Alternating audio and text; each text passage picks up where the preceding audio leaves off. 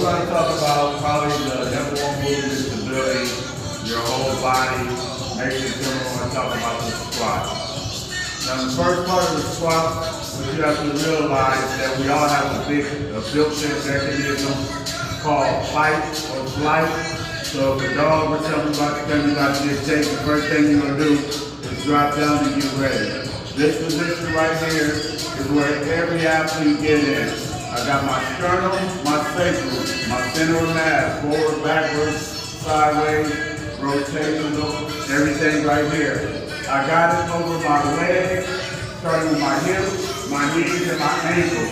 Same thing like we press our wrists, our elbows, and our shoulders. So I got my center of mass and my fight or flight position. So this is the position that we defend ourselves.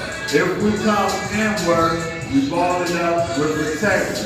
If we go outward, we're getting big, we're defending, we're activating muscles, so everything flows outward from the center of mass when you're activating muscles. Same thing like when you're turning, you're pushing everything outward. So in a squat, it's the same principle with the hands as far as how the feet use force to generate power from the ground. You understand what I'm saying? So the first thing that we're going to do is we're going to get into what we call the horse stance, and we've done it before. It's like how we get into our deep squats and everything else like that. This particularly, like if I was doing a sumo deadlift or anything else like that, if I was playing defense in basketball, is to keep my center of mass more straight up and down. So what I'm actually doing is taking my adductors, rotating the hips out to where they want to get naturally, so that the knees can move out over the toes instead of base, my pinky, and so that my ankles can already be screwed in to build a solid base. So normally I tell you, break the bar inside the squat. I tell people or athletes to screw yourself into the ground so you push out with it. So you can rotate it naturally, or you can use the motion to actually get into your position. So not to use the motion so we don't have to worry about our center mass. These two, I just turn everything out. I sit down, go inside my hips, everything gate out, and this is the horse stance. Push it on the side, turn everything out, keep my center of mass, my sternum and my sacrum, everything gets out. So the psoas wraps around, the abductors, medius, minus. I got the rectoris femoris right through here, the lateral medial side of the quadricep muscles, and everything activated. My posterior chain, semitendinosus, semimembranosus, my adductor, pentatus, abductor magnus, longus, brevis, and my psoas is actually working right there. So the first exercise we'll do, we're just going to work out. We're going to get wide into our horse stance, keeping our center mass, and we're just going to sit down. So we're just pressing, making sure we can stretch out our hips. We got to stay in athletics. We'll sit down for 2 seconds, 3 seconds, and we'll come up. Sit down, and we'll come up. We have a saying in athletics, especially as a defensive back, if you lose your hips, building put pressure into the ground, building the turn and run, you're not an athlete anymore. It's the same thing as if I was going to, these are the same forces, if I was going to throw a football, if I was going to shoot a jump shot, if I was going to perform a golf swing, knee plant, turn, center of mass is moving, and moving everything else like that. So it's how you control your center mass around that thing. We're going to do the same thing. Now we're going to focus on our center mass. So I got these bands on here because they bounce backwards and forwards, and so you have to actually control.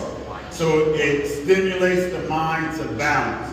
And weight shifting make things feel heavier. It is not necessarily heavier. You understand? So we're going to do the same thing. Now we're going to do an axial load. We're actually going to get into our squat form. We're going to be as wide. So I go across my shoulder blades, get the weight up, I step out, and I get into my squat stance. It's not quite as wide. So what I have to do now to start my movement, I have to open my hips or spread the floor, like I tell people, and we're going to spread the floor, and we're going to come down, and now we have a little gait with our center mass. We don't want it to get too forward or backwards, and you can tell if the bands are bouncing up. Don't get too forward, the weight starts shifting, and other things like that. And we're just going to touch and come down, so they're like little baby squats and little half squats. So make sure we get back past the seat, turn out a little bit, and let the seat hit you in the midsection where it's hitting you over here. Got down, the moment of truth. We squat. Everybody's going to have different gaits, going to have different mobility issues, balancing issues, core issues, and everything else like that. If you ask me what do I think a true squat is, I think a true squat is being able to sit right here in the ground, hold a conversation, cook your meals, do everything. That's what humans do. If you want to be youthful, you have to be able to be balanced and stay right here, because this is actually a resting position. This is a resting position. This is a resting position. If you do not have two resting positions in your triple extension, then you're not fully functioning as a human being. You can't be as strong as you can possibly be. You can't be as athletic as you can possibly be. You can't be as mobile as you can possibly be. At that point, anybody who walked in their lifetime, you did it. You used to fall, have no problem, used to play like that, used to get up. Because of technology, sin, and other things that we shouldn't do if we're trying to preserve our body, we have given away that ability, and so we have lost a part of our youthfulness and functionality, in my opinion. You understand? So y'all probably won't get that low. Now we come over here, so what you trying to say at the angle. Now it's going to be the moment of truth. We're just going to actually do regular squats, and we'll do probably about 3 to 4 of them. We'll unload it. Now we got our center mass. We got into our squat stance. Chin up, chest up. So I'm spreading the bar, opening up my body. And it'll be deep breath. Deep breath. Deep breath. And because it's a resting position, I can rest here with the weight.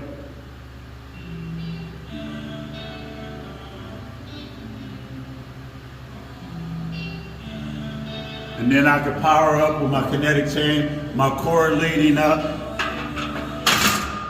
and everything being functional. I don't expect y'all to sit down there because I don't want to call the ambulance and the rescue squad. They kind of unprecedented, y'all. But ultimately, if you want to stay youthful, if you want to stay strong, you have to be able to use the ground force, full range of motion, and have your ligaments, tendons, joints, and all the muscles activate in the kinetic chain properly how they're supposed to move. So if something goes off, like I go forward, now I'm putting more pressure on my spine, and now there's a different energy. So I have a negative force when I'm trying to put in force, which your body's not going to agree with subconsciously, because if you break your back, you ain't got to worry about squatting anymore or anything else, because you're going to be a paraplegic, so all this is going to be gone. We understand that? So there's certain positions we have to get in so that consciously and subconsciously we can defend ourselves. Lifting weights and developing your body don't know the difference between wrestling a bear,